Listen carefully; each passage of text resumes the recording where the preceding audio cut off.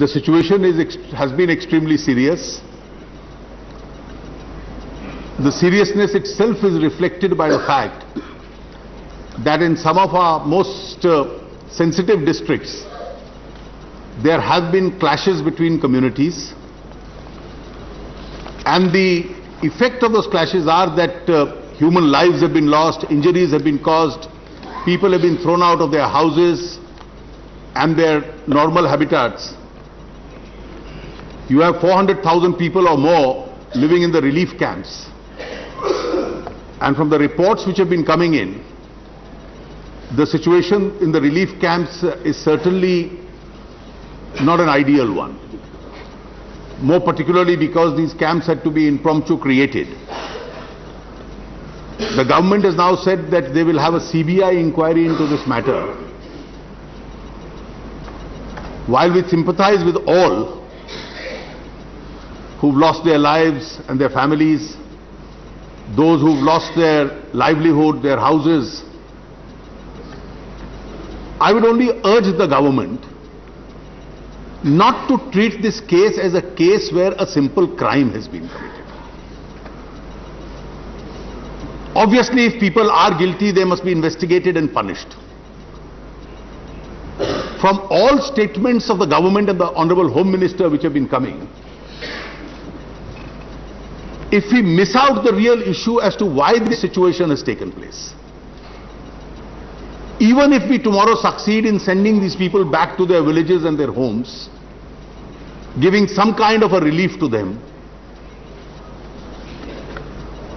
there is not a lurking but almost a certain doubt and an apprehension in our minds that with the kind of situation which is existing in those areas, that these incidents are likely to be repeated.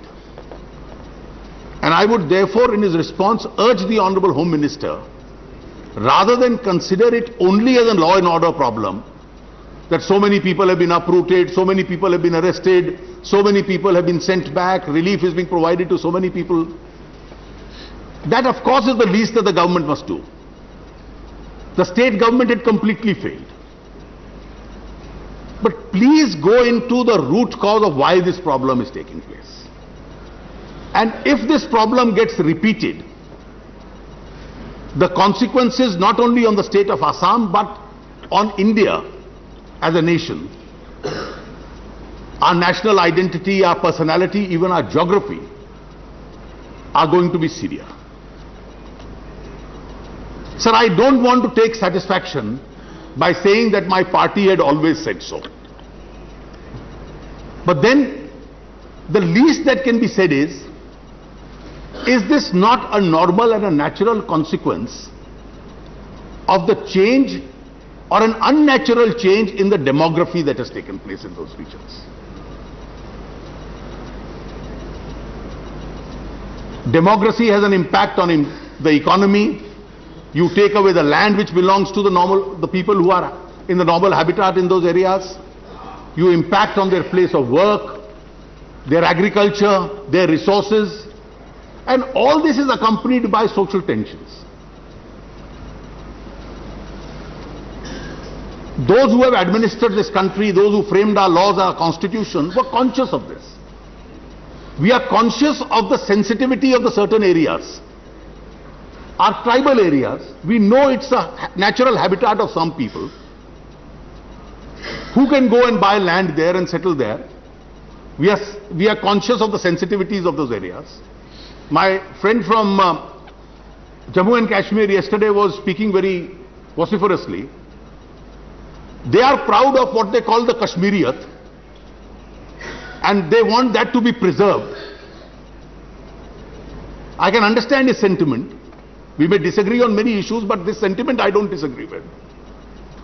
Northeast, therefore, is a very sensitive region for India. The land connectivity between Northeast and the rest of the country is very narrow, what we call the chicken's neck. Northeast was one of the provinces, which was one of the regions which was very badly affected because of India's partition. There was a lot of violence which took place on the western borders, where the country was partitioned. But Northeast moved some good 1200 to 1500 kilometers away by the creation of what we then called East Pakistan. And therefore, whether it is raw material or it is some food items, the traveling distance itself increased. And therefore, life was certainly not the most comfortable. It had different kinds of tribes, communities, people. And they were very sensitive to this. And this is one area where we really should not have had any political differences as to how to deal with it. So the Congress leadership at that stage, immediately on the eve of independence, and immediately upon independence, the Congress party in Assam was led by a legendary leader, Sri Gopinath Bordoloi, who is still very, very revered in that state. His name is taken with a lot of respect. He's a Bharat Ratna. What was his approach to this problem and what is your approach today? His approach was, and this is recorded, he wanted that personality of Northeast, particularly Assam, its cultural identity, its linguistic identity to be maintained. I was going through a resolution of the Assam Pradesh Congress Committee in 1945, immediately on the eve of independence. And the Pradesh Congress Committee said, unless the province of Assam is organized on basis of Assamese language and Assamese culture, the survival of Assamese nationality and culture will become impossible. The inclusion of Bengali-speaking Sylhet and Kachar and immigration and importation of lakhs of settlers on wastelands has been threatening to destroy the distinctiveness of Assam and has in practice caused many disorders in administration. Now this is not the AGP saying this. This is what the then Congress party said this. Lord Wavell wrote that Gopinath Bordoloi wrote to Sardar Patel in 1946, 18th February. Maulana Sahib seemed to come to the conclusion that the only alternative to the state of things is to separate the Bengali districts of Sylhet and portion of Kachar from Assam and join these with Bengal, a consummation to which the Assamese people are looking forward for the last 70 years. So even when you had the reorganization of states, the Congress party leadership at that time was fully conscious of the fact, and rightly so, that because of the sensitivities of Northeast, the cultural identity, the linguistic identity of the region has to be maintained. There's nothing wrong in that. Now this would obviously include people of various religions. And that time Assam had, besides the tribals, they had the majority community, the Hindus, the Muslims, the Christians. But in terms of the cultural identity of that region, they wanted it to be preserved. Sir, unfortunately, somewhere post-independence, the line which the Congress party took in Assam and which Sri Gopinath Bordoloi had always advocated was altered by subsequent leaders of their party.